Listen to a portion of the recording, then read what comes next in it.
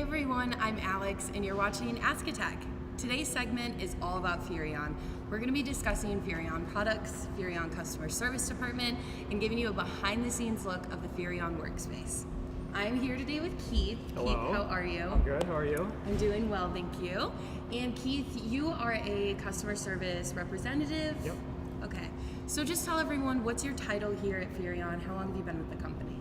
So senior customer service tech, so I handle most of all of the technical phone calls.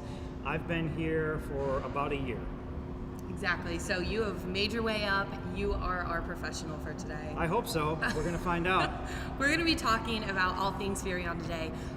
We're going to show you a number of different products, appliances, electronics, and Keith has a number of questions that are commonly asked upon the customer service representatives, and we're just going to run through those today, hopefully get some questions answered for you guys. If you have any questions, comments, or concerns that come up in the meantime, you know the drill.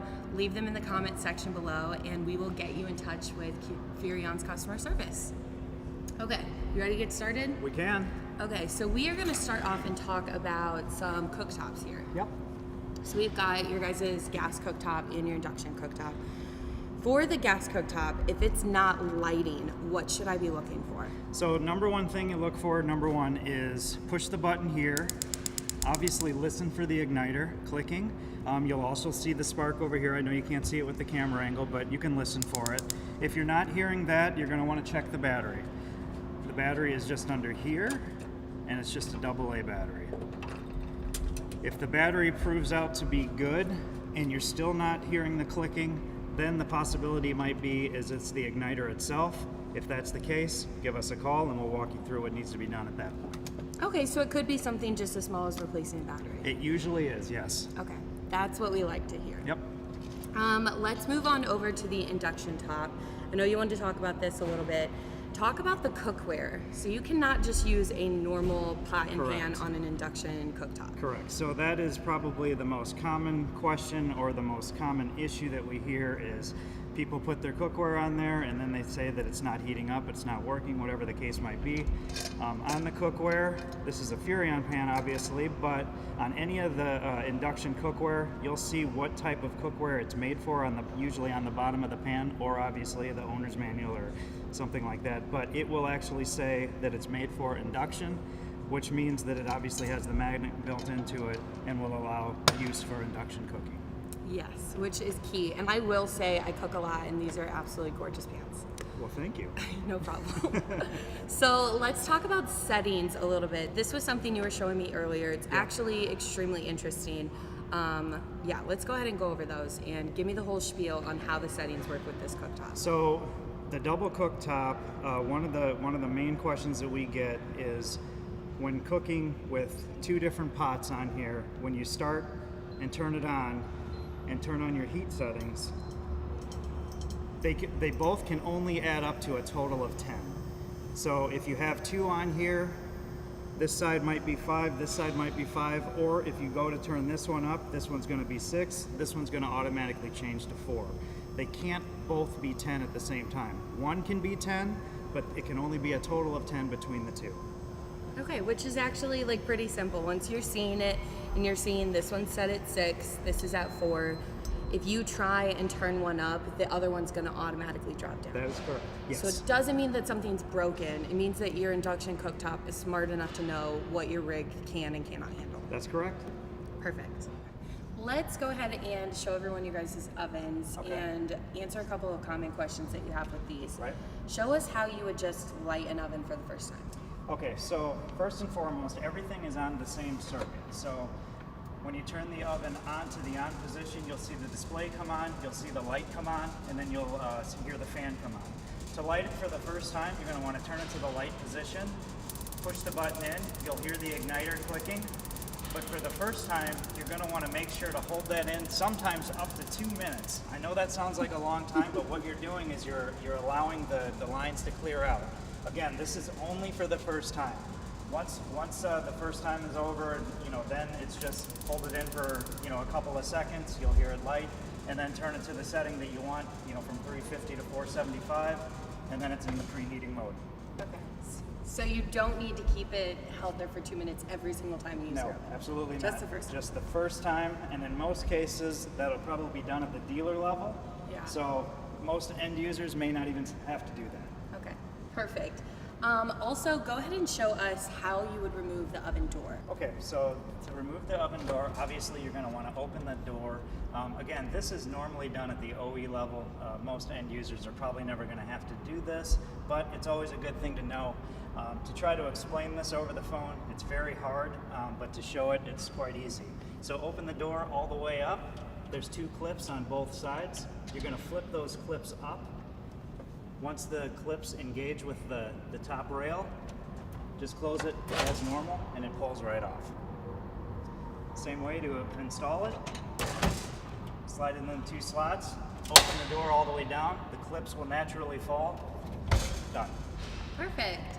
So while we are over here and we've got these awesome fireplaces, I know that something that's commonly asked from people at the customer service department Sure. is, what do you do when you get a code 88 on your fireplace? So a code 88 it's basically a heat sensor error code. The reason why you would get a code 88 in most cases is because the front vent or the back vent are blocked and there's a heat sensor inside, and then it's going to shut the heat source off, and then you'll get the code 88. The thing is that most people don't understand is that at that point it needs to be reset, and how you reset the unit is either to unplug the unit, but we realize that in most cases it's installed in the wall, so you can't get to the outlet. So then you would just go to your breaker, you would unplug it or turn your breaker off for about 10 minutes. Perfect, easy enough. Yep. So up next, we are going to head upstairs to one of your guys' training rooms, and we're going to show them a ton of other products. Right. We've got a bunch of stuff to show you guys and talk about. Before we get up there, a couple of just common basic questions that people probably ask you all the time. How can you get general replacement parts, a remote, a manual? Where is your guys' location that you pulled all of that? So the best place for both are obviously going to be our website, Furrion.com, or call us at Technical Services. Use our 800 number. We'll be able to either send you or email you a manual if needed, and then obviously all replacement parts can be ordered there as well. Perfect. Let's head upstairs. So we just ran upstairs and we are in the Furrion training room. And Keith, just tell us what we are looking at. We are seeing this crazy board with a ton of your guys' electronics on it. So this is what we use over in the tech room, and we use this basically for when customers call in, they have an issue with their stereo, they need us to run through how to do a setting or something like that, and it allows us to go step by step with the customer as they're doing it, so we're basically seeing what they're seeing. That's perfect. So you're following along with them, hands-on, Right. kind of just finding the best way to walk through things with them. That's right. That's Yep. great. So let's just jump right in. Okay. I have no audio output on my new stereo. What are the first things I need to be checking? So no audio output could be a few different things, and I'll just basically run through that on the DV3300. First thing it could be, number one, is obviously check your volume. Make sure that you have volume. I'll also make sure that you're on a source that would have volume, so on your stereo or whatever, but again, you'll hear volume just with the beeps themselves. You want to make sure that both of your zones are on. If the zones are off, you're not going to hear the beep, so obviously you know that there's no sound. You're going to want to make sure that your zones are on, zones 1 and 2. The other thing, can you hand me that tag right there on the table? Yeah, sure thing. The other thing from a dealer, so these things, basically, it's just a fact tag that'll be at your dealer, or they'll be in the RV as you buy it new. And a lot of times they're plugged into the headphone jack. If they're plugged into the headphone jack, it thinks that your headphones are there and that obviously you're not going to get any output.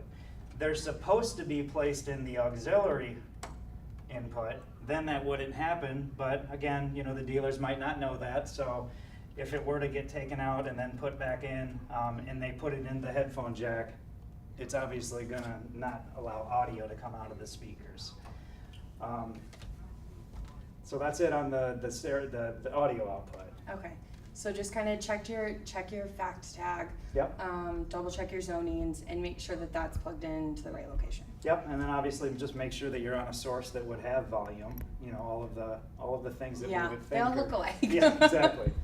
Perfect. How do I remove stereos from the mounting location? Okay, so this is a common one because obviously you can't see where the mounting location is or where the holes are at that hold the stereo in. So this can be used for a couple of the questions that we might ask on the tech line. So you pull this bottom cover off, and then you'll see the 4 mounting holes on both sides, or the 2 on both sides. Another thing to call out right here, this is where the model number is, and this is where the serial number is. So all under this face cover. How do I set the clock on my DV3000 series stereo? Okay, so to set the clock, you're going to want to press the clock button on the remote control. You'll see the clock come up, and then press and hold the clock button. Once you see the hour start flashing, then you'll just turn the volume key to whatever hour that you want. Press the volume button, it'll go over to the minutes, set your minutes. Press the volume button again, and then go ahead and hit the clock button on the remote again. Time set. Perfect, easy enough. Yep. And then how do I pair my phone to my stereo? Everyone loves Bluetooth right now. So pairing the phone, this one's kind of a process, but I'm gonna walk through hopefully step by step. So you're gonna want to go to the Bluetooth button. It's gonna say no link on the stereo. Then you're gonna want to go into your settings menu on your phone. Make sure that your Bluetooth is on. Once you go into your Bluetooth, you'll see all the devices, and then there should be a section at the bottom. I have an iPhone. Should be a section at the bottom that says other devices or not linked devices, whatever the case might be depending on the phone that you have. Once you see down there DV3300 or whatever stereo that you're trying to connect, press that button. It'll take a couple of seconds. You're going to want to make sure that you're close to the unit during the pairing process. During the pairing process, it uses NFC, which is near field control. That's where you have to be next to the stereo to do the initial link. Once it's linked, which you can see my phone now is linked, it'll say link OK. Then you can pull away from the unit. You can be, whatever, 20, 30 feet away, no problem at all, once the initial pair is done. And then you can go ahead and start playing your music like you normally would. So how do I connect sound from TV to stereo? Okay, so to connect the audio from the TV to the stereo, you're going to want to connect your RCA cables to the output of the TV. All Furrion TVs have the RCA outputs, which are going to be red and white. And then you're going to want to run the RCA from there to the back of the unit, corresponding colors, red and white, and this is your auxiliary input on the stereo. Perfect. And how do I use or connect ARC from our stereos onto the TV? Okay, so again, we're going to want to go from HDMI from the TV to the stereo. But for ARC, you're going to want to look for the HDMI input that's labeled ARC. This particular TV, it's input number 2, so you would connect an HDMI cable here at the TV, and then you would connect to the HDMI pigtail on the back of the stereo. Okay, Keith, so you just showed us how to physically connect the ARC. Right. What is ARC for people that don't know? So ARC is audio return channel, and it's part of the HDMI connection. Showed you how to hook it up in the previous frame. What ARC is audio return channel. So what it's basically doing is it's sending whatever audio source that you're on the TV. So it's kind of like what we talked about before, the surround sound. It's basically setting up your surround. So all you're going to want to make sure to do is make sure that you're on ARC source on the stereo, and then whatever source that you're on the TV, whether it be TV, DVD, whatever you have connected to the TV, that sound will then come through the stereo. Perfect. Okay, so if I have a DVD or a disc that's only going in the player about 80% and then kicking back out, right? How do I fix that? What's going on? Okay, so more than likely what that is on the unit. It comes with transport screws from the factory, and it's these 2 Phillips screws on top of the unit.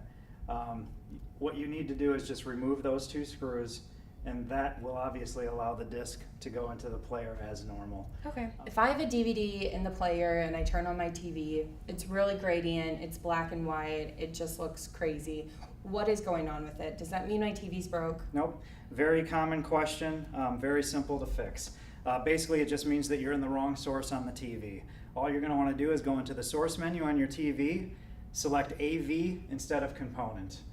When it's on component, it's going to show the DVD as being black and white and grainy. Select the AV, it'll show color and play normally as it normally would. Awesome. Okay. Last but not least, let's talk about camera systems. Okay. So first things first, your camera is not going to work if we don't have it plugged in. So what size of a fuse is in my 12-volt cigarette lighter adapter? Okay, so here's the cigarette lighter adapter. There's a 1 amp fuse inside. It's a 1 amp glass fuse. How you get to the fuse is you just screw off the end cap, and then there's a glass fuse that's inside. Put the end cap back together.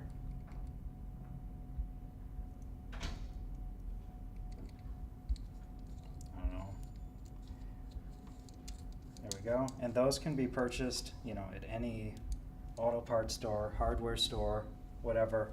And again, if the monitor is not powering up, it more than likely either is this isn't plugged in, it's the cigarette lighter fuse within the adapter, or it's the cigarette lighter fuse within the vehicle. Okay, so it's normally just a small connection issue. Yep. Perfect. Easy enough. Let's actually get into these camera systems. Okay. How do I pair my camera to my monitor on the Furrion camera system? Okay, so first and foremost, I'll grab this again. It's best if you pair them both side by side. So this cigarette lighter adapter has the connection point to run the camera and the connection point to run the monitor. So when you go through the pairing process, it's best to do it before installation. Do them side by side so you can see both what's going on with both units. And again, we'll show that here. So you'll go into the menu, select pair, hit OK. It's going to say pair here. You'll see the blue light flashing. Then you're going to press the button on the bottom of the camera for about 3 seconds. It'll say pair OK. An image will come up. You're paired. That's easy. Very easy. It literally took you like 7 seconds. Yep. Perfect. How do I flip the image on my camera system, and how do I save those settings? Okay, so again, we're going to go into the menu, arrow over, select your image. You'll see the image actually flip upside down, left and right. So you can just rotate it around. Yep. And how you save the setting is then you press the menu button again. If you don't press the menu button again, when you power the unit down and power it back up, it's not going to remember where you left off. It's going to remember the last setting. So again, in order to save the setting that you want, get to the image that you like, press the menu button again to back out of the menu, and you're good. Perfect. It's just as easy as changing channels in a car. Hopefully. And then can I pair my Furrion camera system to my onboard monitor system in my vehicle? Another common question. Unfortunately, you can't. It's built to be a standalone system, so this camera can only be paired to this monitor. Okay, perfect. So they're meant to be in junction with each other. That's correct, yep. Awesome. Well, that's all we've got for you today. Keith, thank you so much for having us. Absolutely. We really enjoyed it. If you had any questions and comments that didn't get answered, leave them in the comments section below, and we will get you in touch with a Furrion customer service rep. Enjoy the rest of your Furrion Friday. Bye. Bye.